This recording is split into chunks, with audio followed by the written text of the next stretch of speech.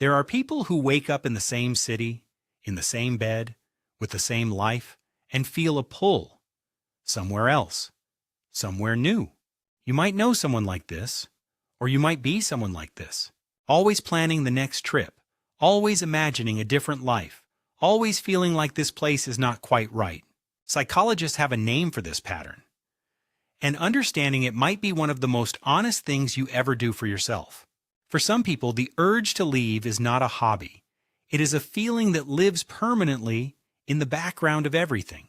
Not just wanting a vacation, something deeper, a sense that your real life is happening somewhere else, and you just have not found it yet.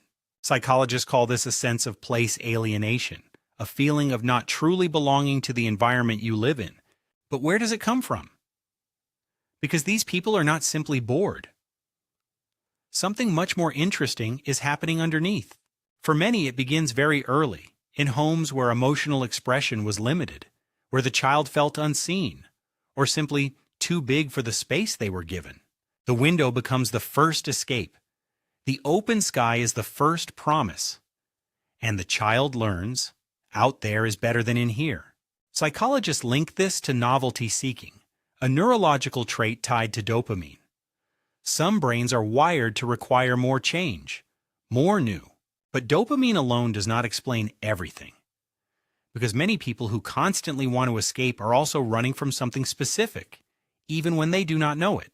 Running towards something new and running away from something difficult, from the outside, these look identical. Only honest self-examination can tell them apart. The clean slate fantasy. A new city version of you with no failed relationships, no bad habits, no unresolved history. Free. Psychologists call this the clean slate fantasy. And it is one of the most seductive experiences a person can have. And here is the thing, man, when they actually travel, they often feel more themselves than at any other time. The world sharpens. They finally feel present. The new environment switches something on. The aliveness is real. The freedom is real. But psychologists ask a difficult question. Is the new city solving a problem, or is it postponing one? Because the self travels with you every time. And the restlessness tends to reappear in every new city, in every new start. This is the moment most people who live this pattern eventually reach. The new place is beautiful, and yet something familiar has followed them here. Psychologists call this the arrival fallacy, the belief that a new place will finally deliver the feeling of completeness that the current one does not. And the painful truth is, the cycle can repeat indefinitely. New city, brief aliveness, returning restlessness, new plan. Unless something changes at the source. The objects travel with you, the books, the photos, the habits, the way you feel on an ordinary Tuesday. In therapy, people who constantly want to escape often discover they are not fleeing a city. They are fleeing a feeling. A persistent low-level discomfort that no address has ever been able to fix. That discomfort has different names. For some it is anxiety. For some it is a deep sense of not belonging anywhere. For some, the unprocessed weight of a life that never quite became what they imagined. Learning to be present in the place you are, not as resignation, not as giving up, but as a genuine practice. That is the most difficult and most rewarding thing a chronically restless person can do. Because the restless person often misses something important. Every place contains an entire world. The problem was never the city. The problem was how close they were, or were not, to themselves. The most important journey the escape-prone person can take is not to a new city. It is toward the people they keep leaving before they fully arrive. Tending something that grows, a plant, a friendship, a skill, requires staying. And staying for a restless person is one of the bravest acts there is. The journal question that changes everything. Am I moving towards something or away from something? The honest answer to that question is the beginning of everything. Presence is not a place, it is a quality of attention. Every city contains people who are entirely new to you, experiences you have not yet had. The exotic is always closer than the airport. The shift does not happen suddenly. It is a slow negotiation between the part of you that needs to roam and the part that is finally learning to arrive. The traveler's eye, the capacity to see the world as genuinely interesting, does not require a passport. It requires presence. This is not giving up the desire to travel. It is adding a dimension, learning to be genuinely alive right here, right now. There is nothing wrong with wanting to travel. The question is only, are you running toward life or away from it? The most honest question is not, where should I go next? It is, what am I trying to feel when I get there? Freedom is not a destination. Every person who has chased it across enough cities eventually learns this. Freedom is a feeling you carry. And you can feel it on a park bench in a city you have lived in for 10 years, if you know how to look.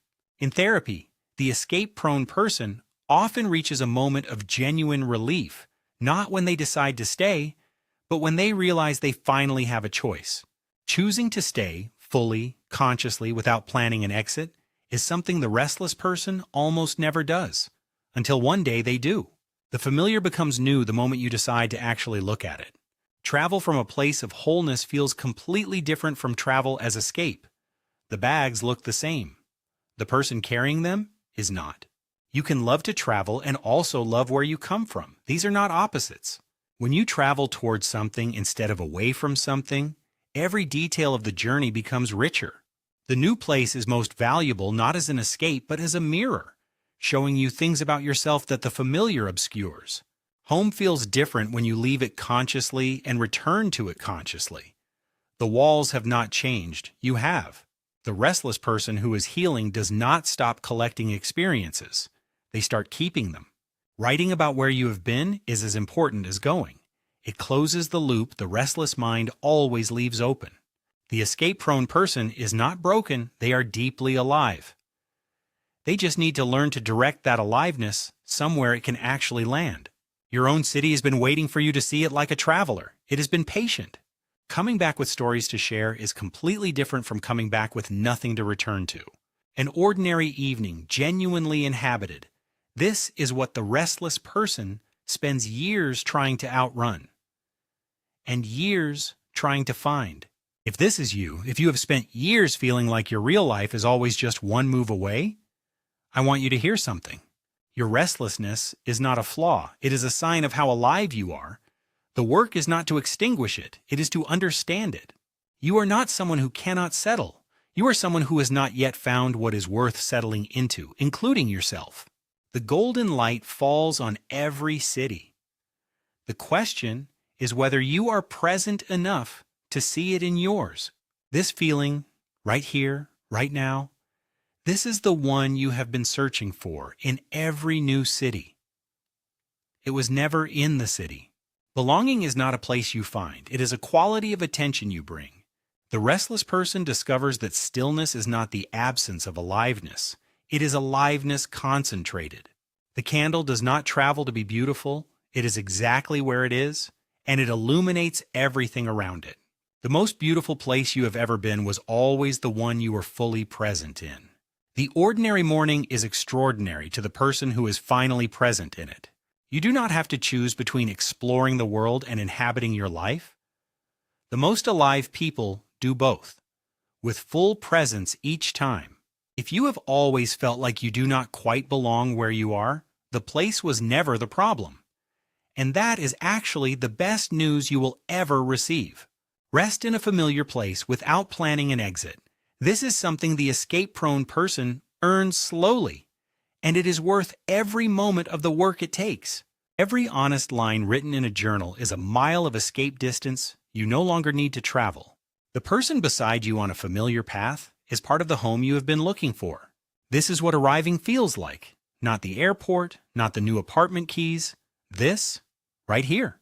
A home you have chosen to be in, fully, consciously, without an exit plan running in the background, feels completely different from a home you are enduring. The coffee shop you have walked past 100 times can become your favorite place in the world the day you decide to actually be in it. Loving the world from a place of wholeness, reading about distant places from a couch you are genuinely at home on, is one of the finest things a human being can do. You are not someone who cannot be still. You are someone who has not yet learned what stillness can give you. That is a completely different thing. When you leave with the intention of returning, everything about the leaving changes. Go, explore, see everything you can see. Just know why you are going. That single question changes the entire journey. The person who learns to arrive, truly arrive, wherever they are, can go anywhere in the world and never be lost. Does this feel familiar? Have you always felt like you belonged somewhere else? Tell me in the comments. I read every single one. Take care of yourself, all of you. The part that wants to roam and the part that needs to rest. I will see you in the next one. No voiceover, final silent hold. The character looks directly at the camera. Let the expression speak. Every city is beautiful to the person who has learned to see it. Go find that person in yourself.